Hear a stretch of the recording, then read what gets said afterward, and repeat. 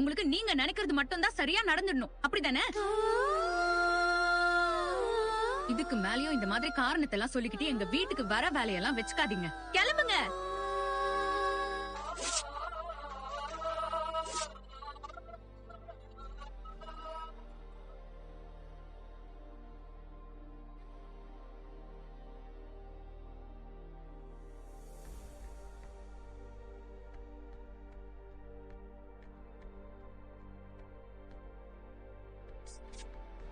ஏண்டி அந்த தம்பி உன்கிட்ட மன்னிப்பு கேட்க தானே வந்துச்சு, அதுக்கே ஏண்டி இந்த கத்து கத்துற?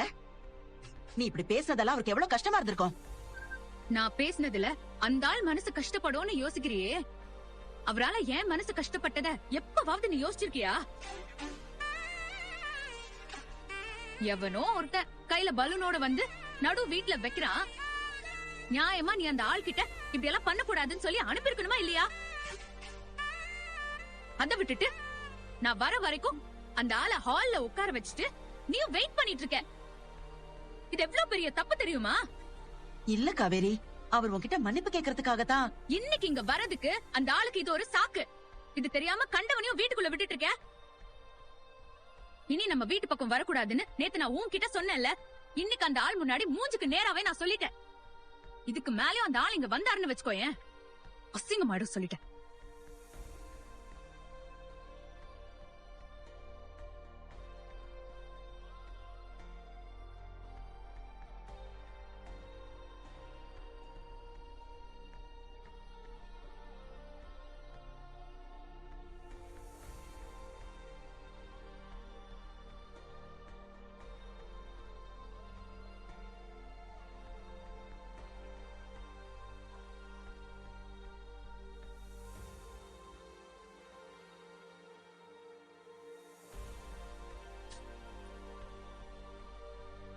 எதுக்கு கால் பண்றான்?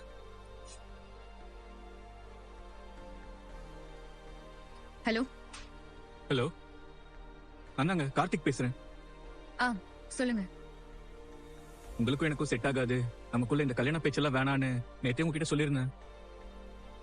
இருந்தாலும் உங்ககிட்ட இன்னொரு விஷயம் சொல்லணும்னு தோணுச்சு, அதான் உங்களுக்கு கால் பண்ணேன்.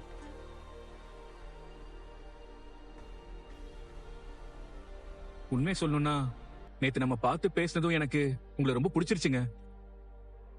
எங்க வீட்லயும் உங்களை பத்தி பேசி உடனே கல்யாணம் ஏற்பாடு பண்ணலாங்கிற அளவுக்கு யோசிச்சிட்டேன்.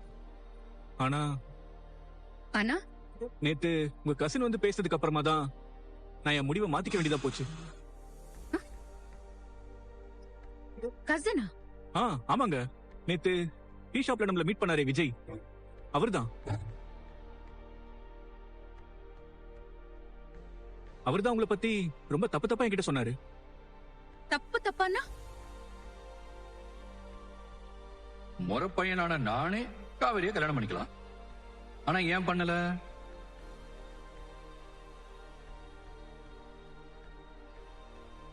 கல்யாணம்ன்ற ஒரு பேர்ல அவளை மாதிரி ஒருத்திக்கிட்ட மட்டும் மாட்டிக்க கூடாதுன்னு நினைக்கிறேன்.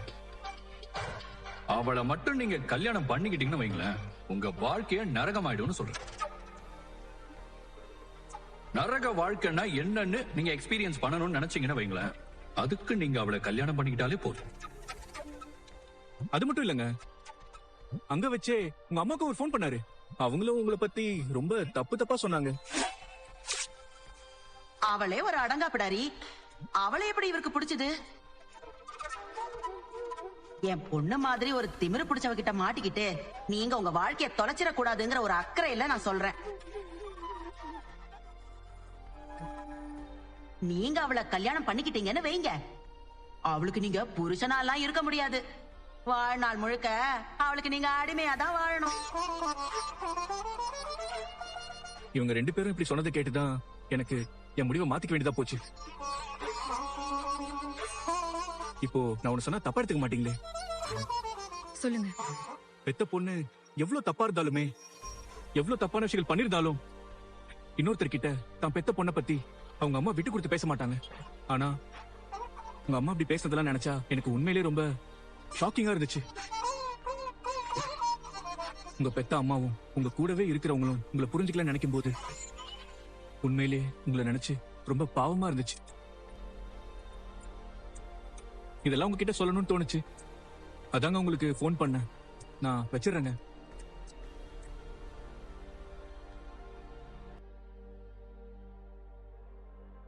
மா,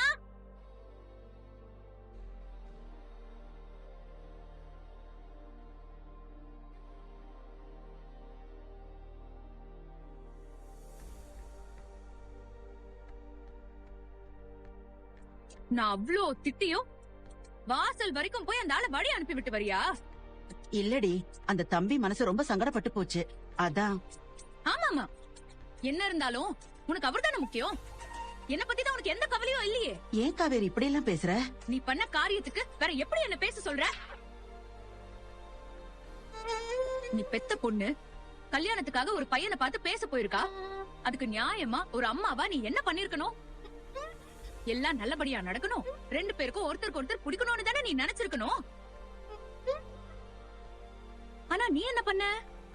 தோ இப்ப வந்துட்டு போனாரே ஒருத்தர், அந்த ஆள் கூட சேர்ந்துகிட்டு என்ன பத்தி தப்பு தப்பா அந்த பையன் கிட்ட சொல்லி வச்சிருக்க.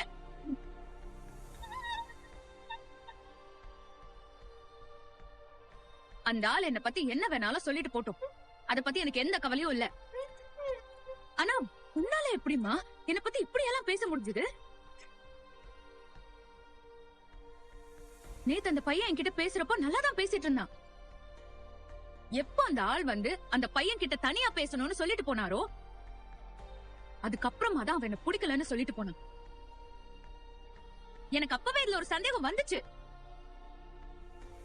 ஆனா அது நீங்க 2 பேருமா சேர்ந்து பண்ண வேலைங்கிறது இப்ப அந்த பையன் போன் பண்ணி சொன்னதுக்கு அப்புறமா தான் எனக்கு தெரியுது. இல்ல காவேரி, அது வந்து. பேசாதமா.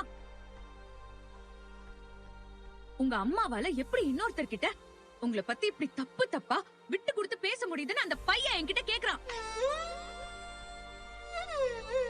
அவன் அப்படி கேக்குறதுல ஒண்ணும் தப்பு இல்லையே. நீ பண்ணதெல்லாம் கேக்குறப்போ உண்மையிலேயே நீ எனக்கு அம்மாவான்னு சந்தேகமா இருக்கு.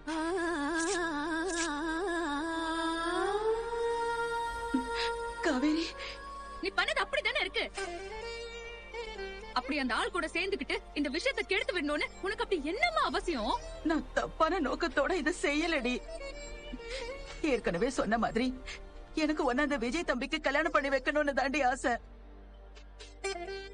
அந்த தம்பி உன்னை கல்யாணம் பண்ணிக்க விரும்புறதா உன்கிட்டயே சொல்லிட்டதா அது சொல்லுச்சு. இதுக்கு நடுவுல நீ பார்க்க போற பையனுக்கு ஒன்ன புடிச்சிடக் கூடாதுன்னு தான் அந்த பையனுக்கு இப்படி போன் பண்ணி பேசணும். ஓ, நான் அந்த ஆளை கல்யாணம் பண்ணிக்குவேன்னு இன்னும் உனக்கு நம்பிக்கை இருக்கா?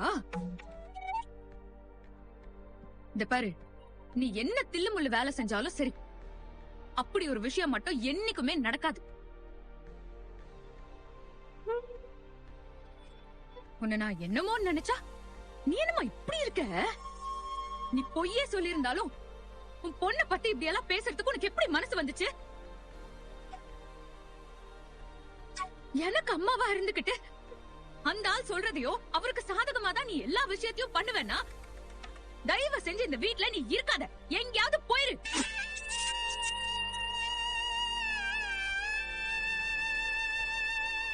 நீ பண்ண காரியத்தெல்லாம் வெளியே சொன்னேன்னு வைய, அது உனக்குதான் அசிங்கம். பெத்த பொண்ணு நல்லா இருக்கணும்னு நினைக்கிற அம்மாங்களுக்கு மத்தியில அவ வாழ்க்கையை கெடுக்கணும்னு நினைக்கிற அம்மாவை நான் இங்கதான் பாக்குறேன். நான் இவ்ளோ சொன்னதுக்கு அப்புறமும் எனக்கு பிடிக்காத விஷயங்களை பண்ணிக்கிட்டு அந்த ஆளை நான் கல்யாணம் பண்ணிப்பேங்கிற எண்ணத்தோட நீ இங்க இருக்கேனா? ஒண்ணு இந்த வீட்ல நான் இருக்கணும், இல்லனா நீ இருக்கணும். 2 பேர்ல யார் இங்க இருக்கணும்ங்கறத நீயே முடிவு பண்ணிக்கோ.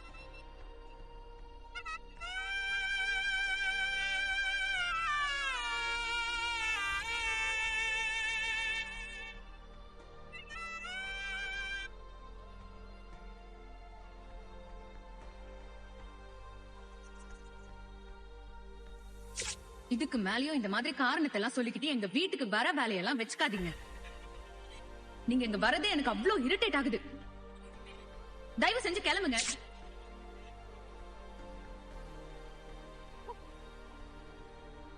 அப்பா, எப்போ நீங்க தானே இந்த ஸ்கூலுக்கு ரெடி பண்ணி விடுவீங்க? இன்னைக்கு செல்வி ஆண்டி எழுப்பி குளிக்க வச்சாங்க. அவங்க தான் எனக்கு யூனிஃபார்ம் போட்டு விட்டாங்க. நீங்க மார்னிங் வீட்ல எல்லாமே எங்க போயிருந்தீங்க? ஆம், அது அப்பாவுக்கு ஒரு வேலை இருந்துச்சுடா, அதான் வெளியே போயிருந்தேன். எப்பவும் என்ன ஸ்கூலுக்கு ரெடி பண்ணிட்டு அப்புறம் தானே நீங்க வேலைக்கு போவீங்க. இன்னைக்கு என்ன நான் எந்திரிக்கிறதுக்கு முன்னாடியே போயிட்டீங்க? அது கொஞ்சம் சீக்கிரமா போய் முடிக்க வேண்டிய வேலை, அதான். எங்க நீங்க என்ன ஸ்கூலுக்கு டிராப் பண்ண வரமாட்டீங்களோன்னு நினைச்சேன். நல்ல வேலை அதுக்குள்ளேயே வந்துட்டீங்க. ஈவினிங்கே உங்களுக்கு வேலை இருந்தா நீங்க அதை பாருங்கப்பா. நான் வேணா ஸ்கூல் முடிஞ்சு காவேரி மிஸ் கூட வீட்டுக்கு போயிடுறேன். நீங்க வேலையெல்லாம் முடிச்சிட்டு மிஸ் வீட்டுக்கு வந்து என்ன கூட்டிட்டு போங்க. இல்லடா, ஈவினிங் அப்பா ஃப்ரீ தான், நானே வந்து உனக்கு கூப்பிட்டுக்கிறேன். பரவாயில்லப்பா, நான் சாரதா பாட்டிய பார்த்து 2 நாள் ஆச்சு. அதனால இன்னைக்கு நான் மிஸ் வீட்டுக்கு போறேன். நீங்க அங்க வந்து என்ன கூப்பிட்டுக்கோங்க. அம்மோ, இன்னொரு நாள் போய்க்கலாம்டா, இன்னைக்கு வேண்டாம். ஏன்? அடிக்கடிலாம் அவங்க வீட்டுக்கு போய் அவங்களை டிஸ்டர்ப் பண்ணக்கூடாதுடா. இன்னைக்கெல்லாம் போக வேண்டாம், நம்ம இன்னொரு நாள் போய்க்கலாம். சரிப்பா.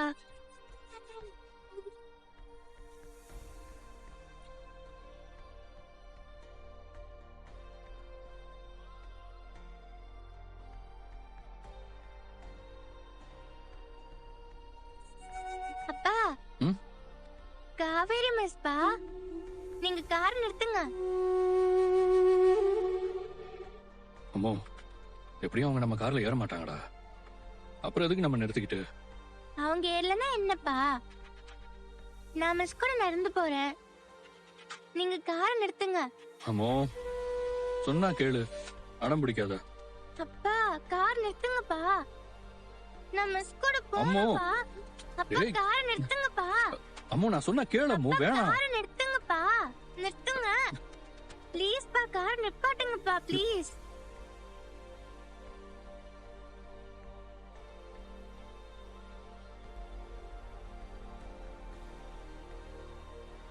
Miss, miss, miss, good morning miss. என்ன அம்மு இங்கே இறங்கிட்ட? அது அம்மோ உங்க கூடவே நடந்து ஸ்கூல் வரைக்கும் வரேன்னு சொன்னா, அதான் காரை. குழந்தைய ஸ்கூல்ல விட வரீங்கன்னா ஸ்கூல் வாசல்ல கொண்டு போய் டிராப் பண்ணுங்க. அதை விட்டுட்டு இப்படி நடு ரோட்ல இறக்கி விடுறீங்க. இல்ல, நீங்க ஸ்கூலுக்கு தானே போறீங்க, அதான் உங்க கூட வரேன்னு அவ. முதல்ல ஒரு விஷயத்தை நல்லா புரிஞ்சுக்கோங்க சார். நான் உங்க குழந்தையோட டீச்சர், உங்க குழந்தைக்கு ஆயா கிடையாது. அவளுக்கு பாடம் சொல்லி கொடுக்கறது தான் என் வேலை. அவளை பாத்துக்கிறதோ அவளை ஸ்கூல்ல கொண்டு போய் விடுறதோ என் வேலை கிடையாது. உங்க பொண்ணு நீங்களே ஸ்கூல்ல கொண்டு போய் விட்டுக்கோங்க.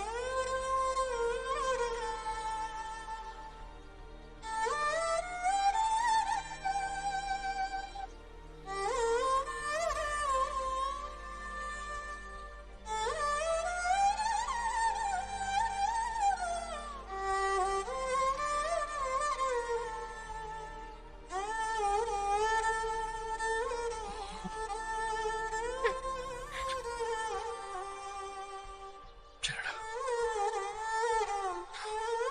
நம்ம போலாம்.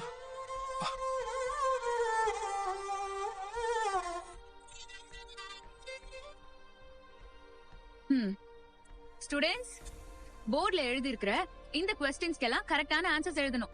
ஓகே? Okay miss.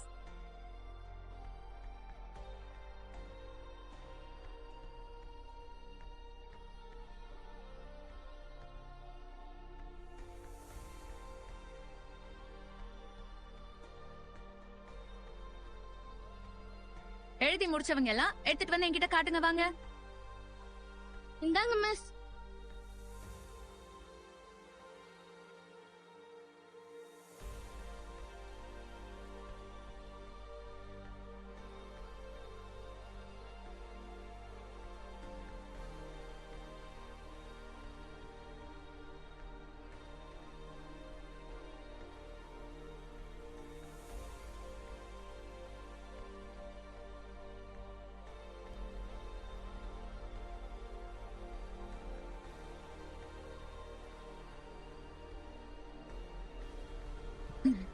எல்லாம் கரெக்டா எழுதிட்டியா அம்மு?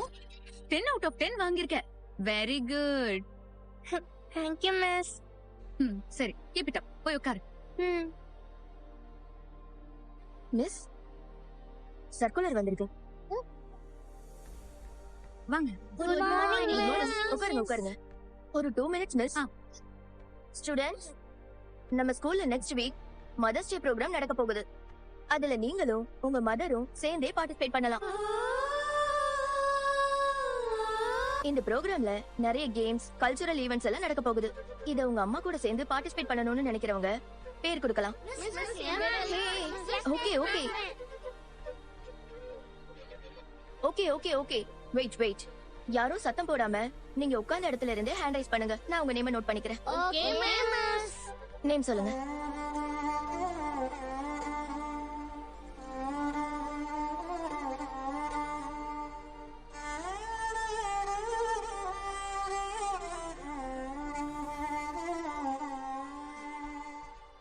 அம்மு, மதர்ஸ் டே ப்ரோக்ராம நீயும் அம்மா கூட சேர்ந்து பார்ட்டிசிபேட் பண்ணலையா? இல்ல மிஸ். பாவம் அம்மு. எல்லா குழந்தைங்களும் அவங்க அம்மாவோட இந்த ப்ரோக்ராம்ல பார்ட்டிசிபேட் பண்றப்போ அம்மா இல்லாத அவளுக்கு எவ்வளவு கஷ்டமா இருக்கும். Okay, thank you miss.